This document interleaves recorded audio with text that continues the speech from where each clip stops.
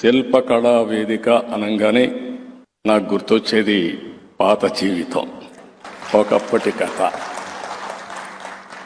ఒకప్పుడు మీకు అందరికీ ఒక ఐడియా ఉంటుంది.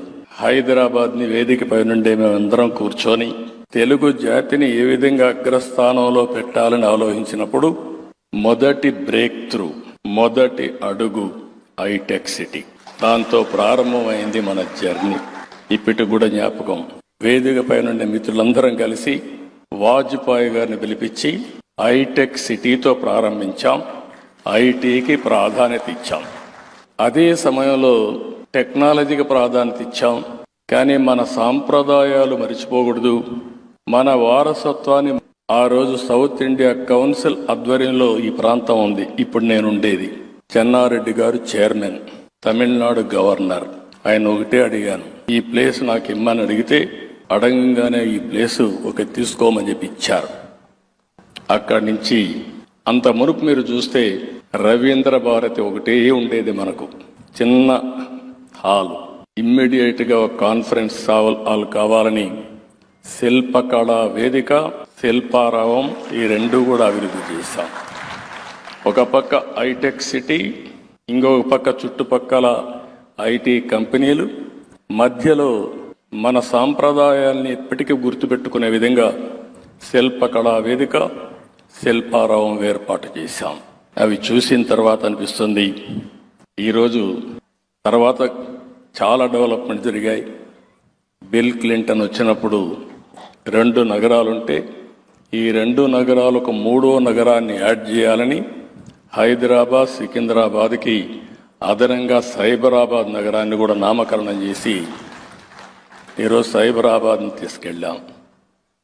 ఈరోజు ఇవన్నీ చూసినప్పుడు ఒక ఆనందం, ఒక తృప్తి.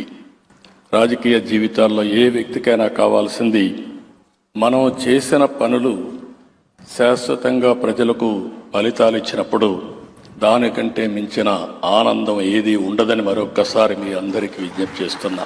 తెలుగు జాతి చరిత్రలో ఒక ప్రత్యేకమైన స్థానం ఉంది. మనం అనేక సందర్భాలు చూసాం. ఒకప్పుడు హైదరాబాద్ స్టేట్, మెడ్రాస్ ప్రెసిడెన్సీలో భాగం ఆంధ్రప్రదేశ్, 2 రాష్ట్రాలు కూడా కలిసి ఆంధ్రప్రదేశ్ రాష్ట్రం. తర్వాత ఈరోజు 2 రాష్ట్రాలు, తెలంగాణ రాష్ట్రం, ఇంకో పక్క ఆంధ్రప్రదేశ్ రాష్ట్రం. నేను ఎక్కడున్నా మిమ్మల్ని అందరినీ మనందరం కూడా చేయాల్సింది, తెలుగు జాతి ఒకటే, ప్రాంతాలు వేరు కావచ్చు. తెలుగు జాతిని ప్రపంచంలో నెంబర్ 1 స్థానానికి పెట్టడమే మనందరి యొక్క ఆలోచన. రాజకీయ పార్టీలు వేరు కావచ్చు, రాజకీయాల్లో కొంతమందికి అవకాశాలు వచ్చినప్పుడు వాళ్ళు పనులు చేయొచ్చు. ఈరోజు మనం గుర్తుపెట్టుకోవాలి, పివిఎన్ నరసింహారావు గారు ఈ గడ్డ మీద పుట్టిన వ్యక్తి ఆర్థిక సంస్కరించి దేశం యొక్క దిశ మార్చారు. ఇవన్నీ మనం గుర్తుపెట్టుకొని భవిష్యత్తులో కూడా తెలుగు జాతిని నెంబర్ 1 చేసే విధంగా ముందుకు పోవాలని మరొక్కసారి కోరుకుంటూ, ఈరోజు ప్రపంచం, నాకు ఏ డౌట్ లేదు, ప్రపంచంలోనే భారతదేశం నెంబర్ 1గా తయారయ్యే రోజులు తొందరలోనే ఉన్నాయి. ఇండియన్స్ ప్రపంచం మొత్తానికి నెంబర్ 1గా ఉంటారు. అదే సమయంలో తెలుగు జాతి మొన్నటి వరకు జూయిష్ని గురించి మాట్లాడేవారు. ఈరోజు ప్రపంచం మొత్తం మాట్లాడాల్సింది తెలుగు జాతి అందరికంటే అగ్రజాతిగా ఉండడానికి మనందరం దీక్ష తీసుకుని ముందుకు పోవాల్సిందిగా కోరుకుంటూ, భారతదేశాన్ని ముందుకు తీసేపోయే బాధ్యత ప్రధానమంత్రి గారు తీసుకుంటారు. తెలుగు జాతిని ముందుకు తీసేపోయే బాధ్యత ఇక్కడుండే ఈ రాష్ట్రాల్లో ఉండే తెలుగు జాతి మొత్తం ఒక పద్ధతి ప్రకారం పనిచేయాలని మరొక్కసారి కోరుకుంటూ, దానికి కూడా దత్తాత్రేయ గారు ఒక స్ఫూర్తి, ఒక అజాత శత్రువు.